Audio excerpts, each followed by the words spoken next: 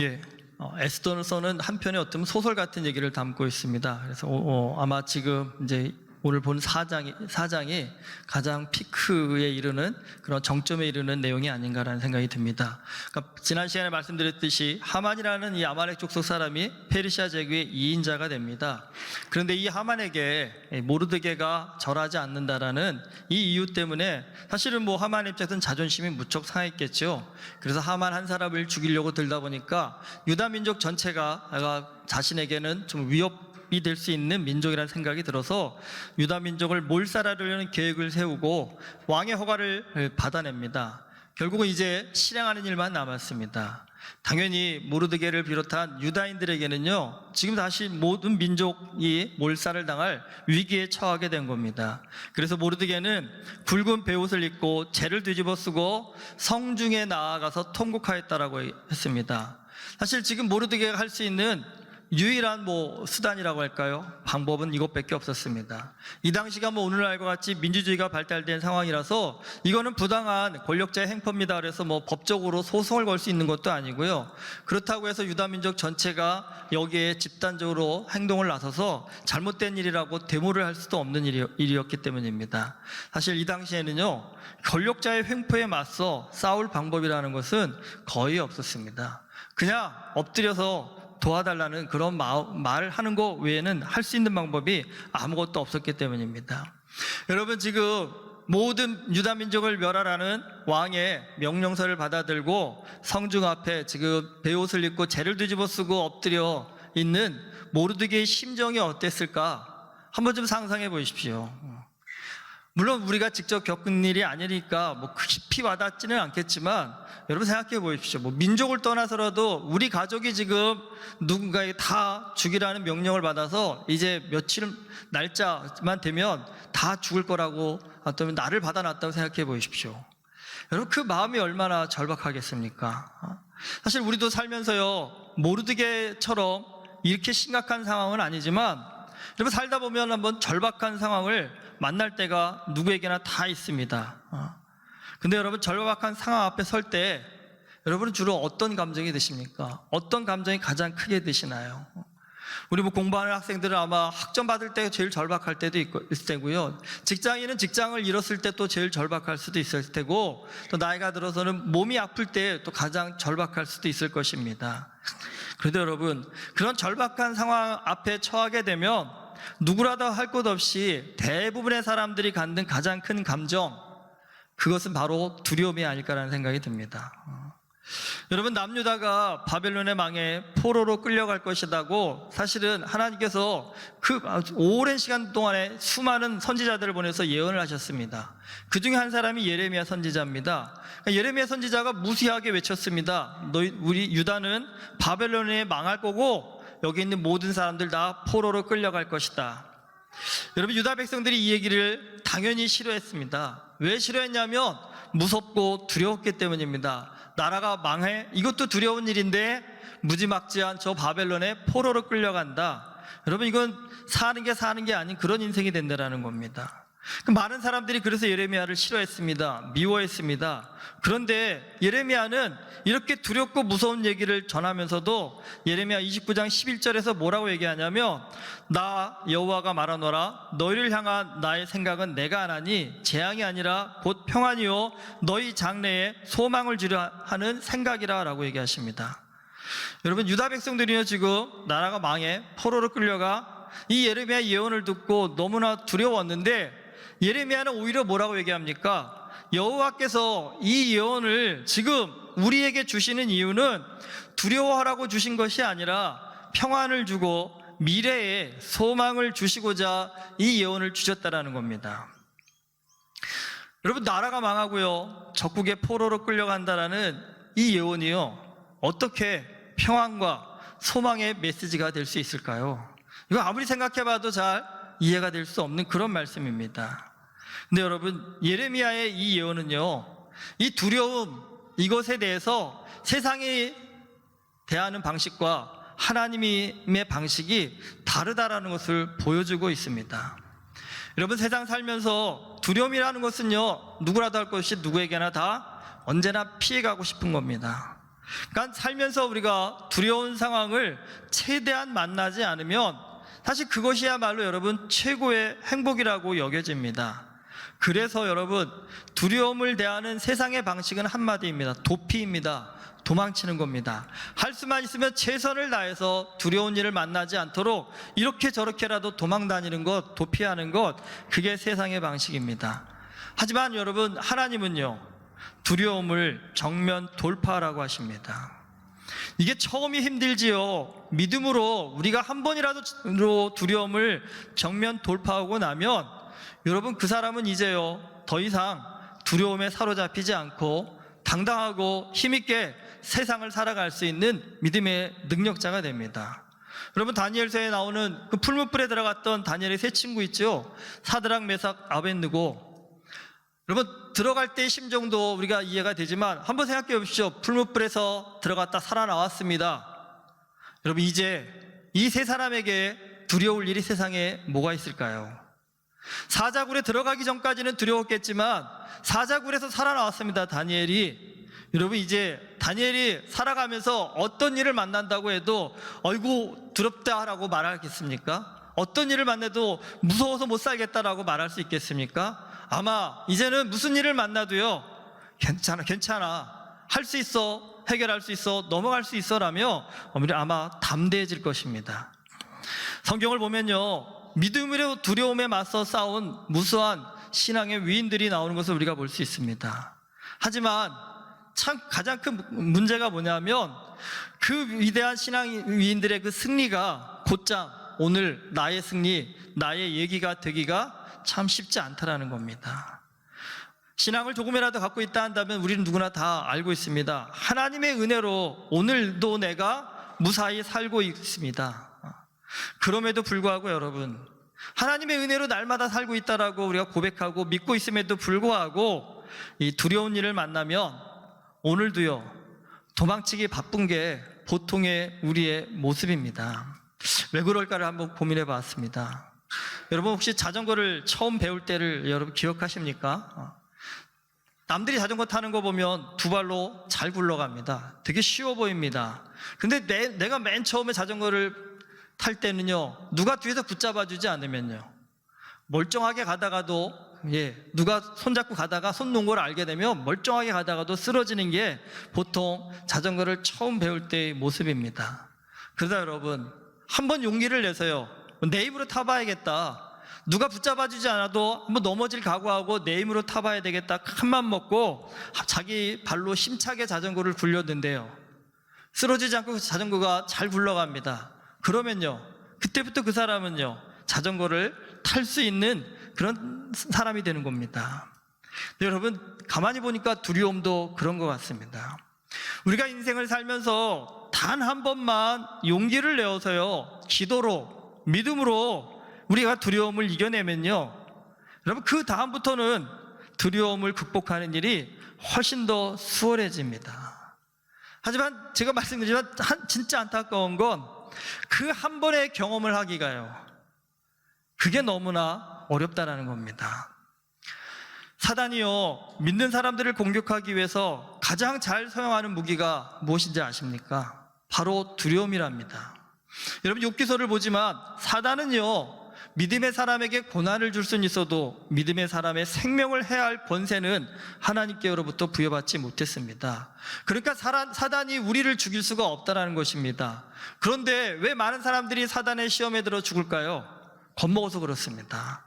사단의 방법은 뭐냐면 직접 우리를 죽일 수 없으니까 사단은 우리를 겁먹게 해가지고요, 자기 겁먹으면 도망치게 되잖아요. 도망치다 보면요, 앞뒤 분별을 하지 않고요, 그게 절벽인지도 모르고 도망친다고 뛰어가다가 떨어져 죽는 것, 여러분, 그게 두려움에 빠지면 겪게 되는 결말입니다. 그게 바로 사단의 계략이기도 합니다.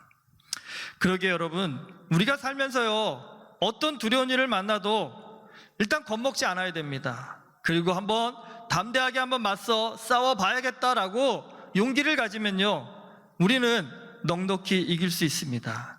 그런데 말씀드렸듯이 이건 한 번의 승리를 좀 맛봐야 그 다음 스텝이 가능한 건데, 살면서 그 한 번의 승리를 맛보기가 참 쉽지 않다라는 것, 그게 여러분 가장 큰 문제입니다.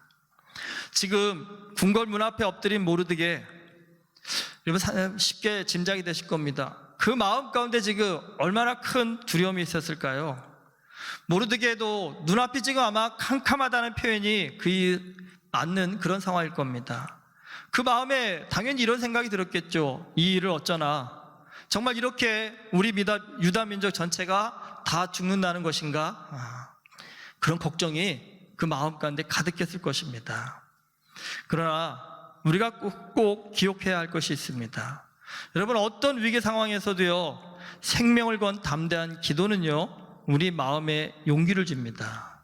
왜냐하면요, 우리가 기도할수록 성령께서 우리 마음을 움직이셔서 우리 마음을 담대하게 하신다는 겁니다. 여러분, 마음이 담대해지면 그 다음으로 생기는 것이 무엇이겠습니까? 용기가 생기는 것입니다.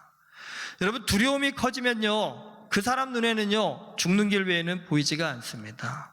두려움에 가득한 사람에게 가서 여러분 한번 얘기 나눠보십시오. 그래도 살아봐야 되지 않겠냐고, 이렇게 해보면 어떻겠냐고, 저렇게 해보면 어떻겠냐고, 돌아오는 대답이 뭘 것 같으십니까? 다 해봤다고, 그래도 안 된다고, 끝났다라고 그렇게 얘기합니다. 하지만 여러분, 아무리 어려운 상황 가운데서도요, 용기를 갖고요, 그래도 마지막 한 번의 시도라도 해보겠습니다라고 하면요, 여러분 그 사람 눈에는요, 남들이 보이지 않는 살 길이 보이기 시작한다는 겁니다.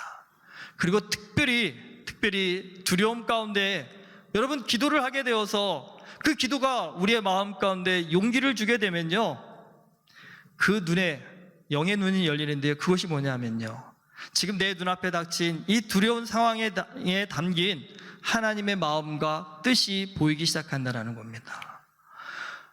말씀드렸듯이 나라가 망하고 모두가 바벨론의 포로로 끌려간다는 두려움과 절망감에 빠졌을 때 예레미야는 이것이 두려워할 일이 아니라고 합니다. 소망이라고 합니다. 왜요?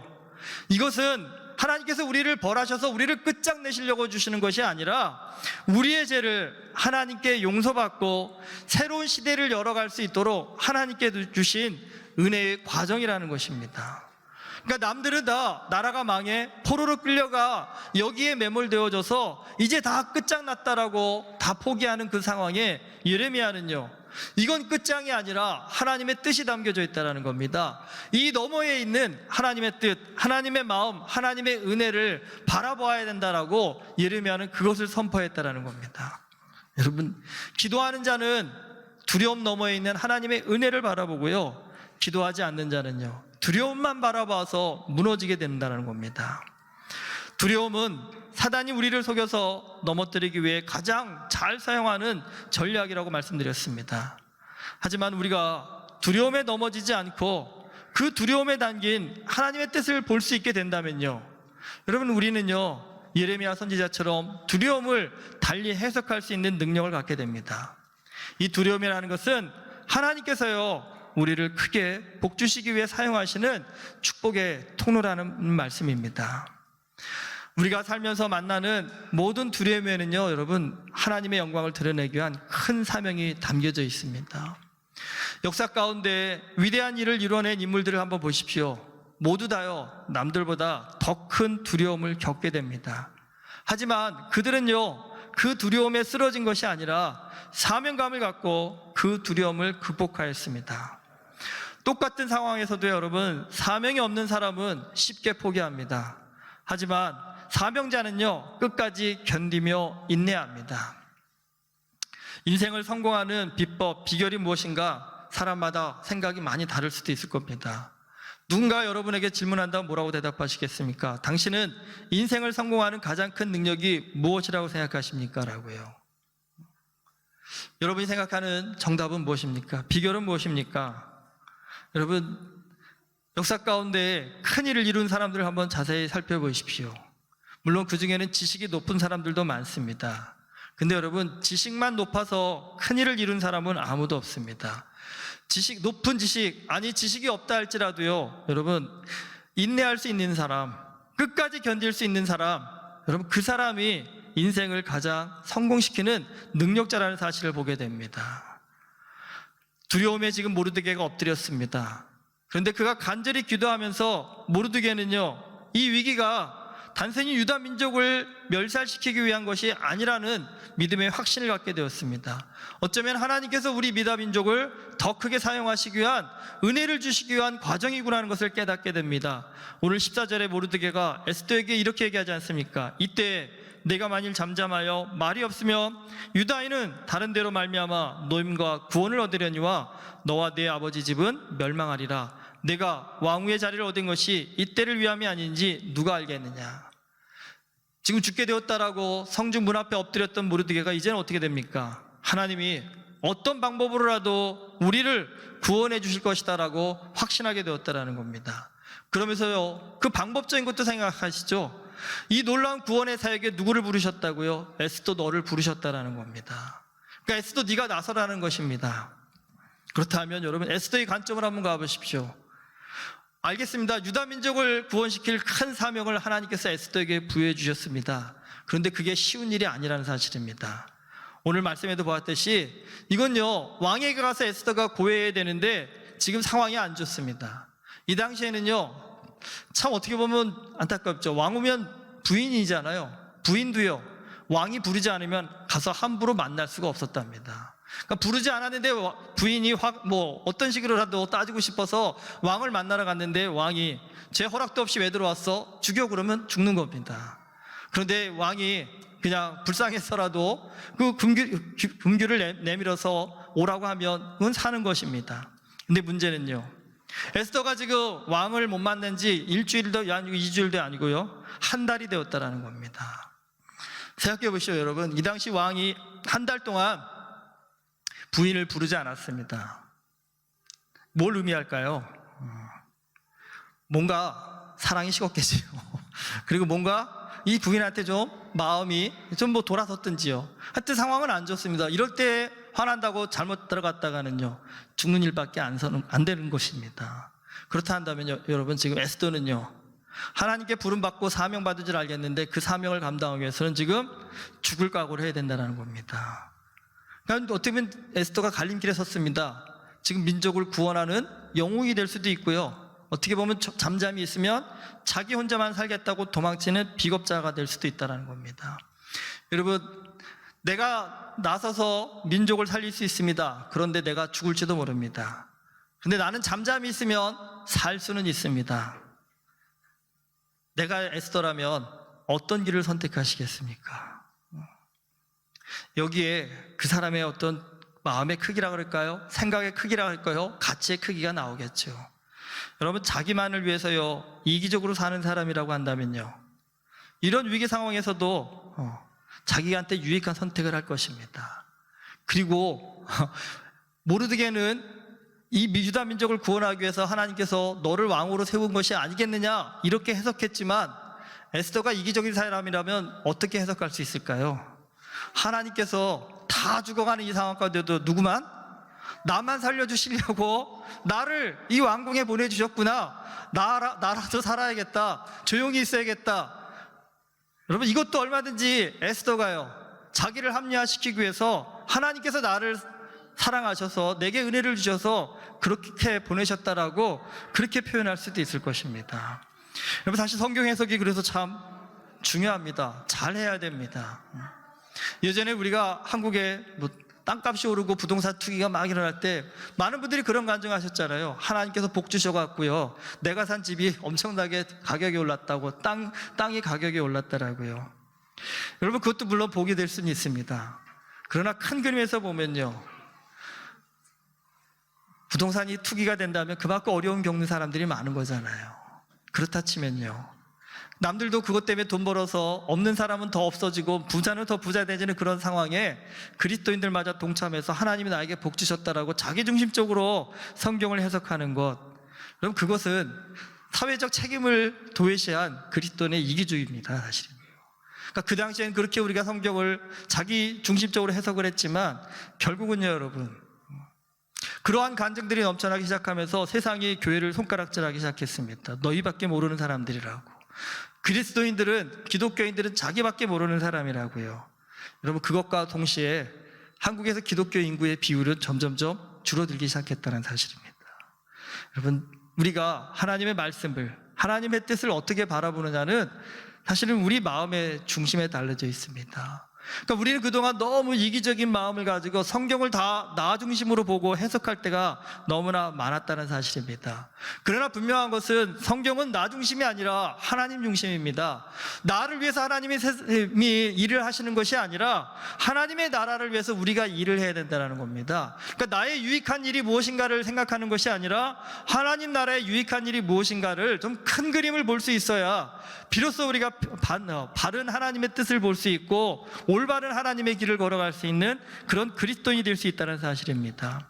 에스더가 만약에 정말 좁은 시야와 자기만을 생각하는 이기적인 사람이어서 하나님이 나는 살려주시려고 왕궁에 보내셨구나라고, 나는 그러니 나설 수 없노라고 그렇게 버텼다 한다면 그는 오히려 하나님 나라의 큰 방해물이 되는, 하나님의 크게 부르심을 받았음에도 불구하고 쓰임받지 못하는 어리석은 자가 되었을 것입니다. 그렇다 한다면 여러분, 하나님 나라의 큰 그림을 보려면요, 다른 방법이 없습니다. 사명감을 가져야 됩니다. 사명감이라는 것은 누가 가질 수 있을까요, 여러분? 내 가족, 나만을 위해 사는 사람에게 사명감이 있을까요? 그 사람에게는 욕심은 있을지 몰라도 사명감은 없습니다. 그럼 누가 사명감을 가질 수 있을까요? 우리를 위하는 사람이요, 우리 민족을 위하고 나라를 위하고 세상을 바라보는, 여러분, 큰 뜻을 가진 사람이 사명감을 갖지, 결코 자기만을 위해 사는 사람은 사명감을 갈 수 없습니다. 그렇다면 여러분, 사명감을 갖게 되면요, 그 사람은 세상을 보는 눈이 달라집니다. 무엇이 나한테 유익한가를 먼저 따지는 것이 아니라 무엇이 하나님 나라를 위해 유익한 일인가, 무엇이 모든 사람을 위해 유익한 일인가, 그것을 생각할 수 있게 됩니다. 근데 여러분, 신기한 거요, 나만을 위해 사는 사람은 목숨을 못 겁니다. 조금이라도 손해볼까 봐 헌신하지 못합니다. 근데 여러분, 생각이 커지고 마음이 커지고 가치가 높아지면요, 하나님 나라를 바라볼 수 있는 사람이 되면요, 생명을 걸 수 있는 믿음의 용기가 생긴다는 겁니다. 그리고 그것이 참된 지혜가 된다는 사실입니다. 여러분, 사실 에스더는 지금 유다민족이 다 죽어도 왕후니까 안 죽을 겁니다. 분명히요. 그렇죠? 근데 생각해 보십시오. 하만이라는 사람이 유다민족 다 죽였습니다. 이제 페르시아 제국 안에 유다민족은 누구만 남아요? 에스더만 남는다고 생각해 보십시오. 그러면 하만이 그 높은 권력과 힘을 가지고 에스더라는 사람을 그냥 살려둘까요? 조금만 더 생각을 깊이 해보면, 조금만 생각을 확장해 보면, 지금 에스더는요, 민족을 위해 나서지 않나 죽을 위기는 마찬가지라는 겁니다. 그렇다고 한다면요, 여러분, 이왕이면 나를 위해 내 욕심에 어차피 죽을 거라면 모두를 위해서 한 번쯤 희생하고 헌신하는 일, 그것이 더 유익한 일이 아닐까요? 사명감을 갖는다라는 것, 여러분, 분명 남들보다 피곤하게 사는 일입니다. 하지만 사명감을 가져야 우리는요, 진정으로 사는 길을 선택할 수 있고요, 진정으로 값진 인생을 살 수 있게 됩니다. 하지만 말씀드렸듯이 우리 안에 이 작은 욕심을 떨쳐버릴 수 없는 인간은 사명감을 갖기가 정말 힘듭니다. 그런 우리가 사명감을 가질 수 있는 최선의 방법, 바로 믿음입니다. 이 믿음이라는 것은요, 내 시야로, 내 관점으로 세상을 바라보는 것이 아니라 하나님의 시야와 관점으로 세상을 바라볼 수 있도록 우리의 영의 눈을 열어줍니다. 여러분, 내 시야 관점으로 세상을 한번 바라보십시오. 두려운 것 천지입니다. 내일 시험 보는데 그 시험 잘 볼 수 있을까? 취업은 잘 될 수 있을까? 돈은 잘 벌 수 있을까? 우리 집에 무슨 큰일은 일어나지 않을까? 두려움의 천지입니다. 하지만 여러분, 하나님의 시야와 관점에서 보면요, 시험 못 보면 큰일 날 것 같았지만 여러분, 하나님의 관점에 보면요, 그깟 인생 살면서 시험 좀 못 본다고 해도 인생이 어떻게 될까요? 오늘 직장을 잃으면 내일 굶어 죽을 것 같지만 여러분, 또 살아보면요, 다 사라지는 게 인생입니다. 그게 바로 하나님 나라의 특징이기도 하고 능력이기도 합니다. 에스더를 한번 생각해 보십시오. 예전에는 왕후가 되었으니까 얼마나 좋았을까? 여러분, 좋긴 뭐가 좋을까요?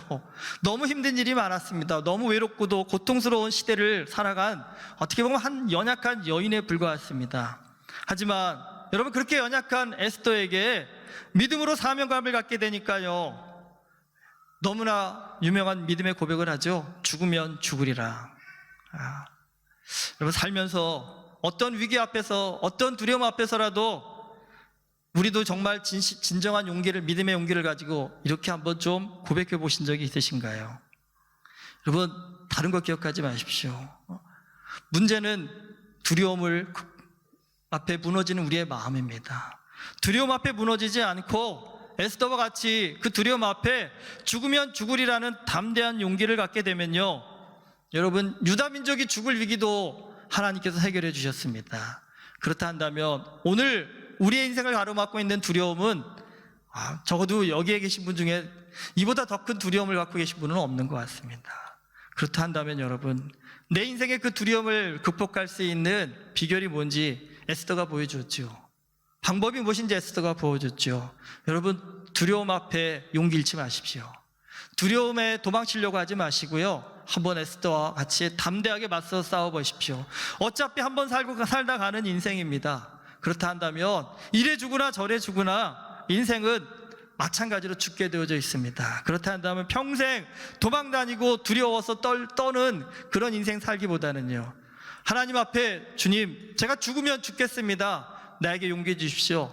이 두려움 넘어갈 수 있는 힘 주십시오. 능력 주십시오라고 한번 믿음의 결단을 하고 한 발 내려보실 수 있는 하나님 믿음의 용기를 가져보시면 어떠실까요? 여러분, 하나님은 우리 모든 인생 가운데 두려움 없이 살 수 있도록 한 사람은 아무도 없습니다. 우리 모두 다 두려움을 다 갖고 삽니다. 그런데 말씀드렸지, 그 두려움은요, 하나님께서 우리에게 복 주시기 위한, 하나님께서 우리를 믿음의 능력자로 삼기 위한 훈련의 과정이라는 겁니다. 그 두려움을 넘어갈 수 있는 가장 좋은 비결은 사명자가 되는 것입니다. 나 같은 사람이 무슨 사명을 받습니까? 여러분, 그렇게 생각하지 마십시오. 믿음이 없으니까 사명이 보이시지 않는 겁니다. 한번 믿음을 가져보십시오. 아무리 전교 꼴찌를 해도 그 꼴찌의 인생에도 하나님은 사명을 주십니다. 아무리 내 머리는 돌머리입니다, 안 됩니다라고 하는 인생이라 할지라도 여러분, 그 인생에도 사명을 주십니다. 아무리 돈이 없다고 해도 여러분, 그 인생에도 하나님은 사명을 주시고요, 재주가 없습니다, 능력이 없습니다 그래도 그 인생에 하나님은 다 사명을 허락하신다는 겁니다. 여러분, 사명은 믿음이 있는 사람만 감당할 수 있습니다. 안 돼요, 못해요 도망치는 사람이 아니라 죽으면 죽으리라고 사명을 한번 감당해 보겠습니다라고 무릎 꿇고 하나님 앞에 엎드려 기도할 때 여러분, 그 사람의 인생에는요, 상상할 수 없는 하나님의 능력이 임재하게 되고요, 그 능력은 세상 그 무엇도 막을 수 없는 권세 있고 능력 있는 하나님의 나라를 이 땅 가운데 이루게 될 줄 믿습니다. 오늘 우리 모두 두려움에 무릎 꿇지 않고요, 믿음의 담대한 용기를 가지고 사명을 감당하여서 하나님의 영광을 드러낼 수 있는 그런 아름다운 주님의 자녀들 될 수 있기를 주님의 이름으로 축원합니다. 기도하시겠습니다. 하나님 아버지, 세상 가운데 둘러보면 어렵고 힘든 일밖에 없습니다. 두려운 일밖에 없습니다. 특별히 코로나 걸리면 어떻게 할까, 나도 두렵고 우리 모두 두려운 상황 가운데 있습니다. 그러나 주님, 인생의 어떤 위기 가운데도, 세상의 어떤 문제 가운데도 하나님의 뜻, 하나님의 은혜는 다 담겨져 있습니다. 우리가 오늘까지 숨쉬고 살아올 수 있었던 이유는 우리의 믿음의 선진들이 그 어려운 일들을, 두려운 일들을 잘 극복하였기 때문임을 믿습니다. 주님, 오늘 우리도 믿음으로 극복하게 하여 주시옵소서. 혼란하고 힘들어서 이런저런 하나님 온갖 절망의 소문들이 나도는 이 시대 속에서도 무너지지 않고 하나님 나라의 영광을 위해서 믿음으로 결단하며 사명을 감당하기에 나아가는 우리 모두 되게 하여 주시옵소서. 남들이 다 힘들다, 안 된다, 못한다 할 때 우리의 입술 속에서는 그래도 하나님이 우리와 함께 하십니다, 우리의 삶에는 하나님의 소망이 있습니다, 능력이 있습니다 라고 선포하며 하나님, 혼란한 이 시대 속에서도 주님의 은혜의 메시지를, 소망의 메시지를 선포할 수 있는 우리 모두 되어줄 수 있도록 우리의 마음과 생각과 입술을 주님께서 주장하여 주시옵소서. 예수 그리스도의 이름으로 기도드립니다. 아멘.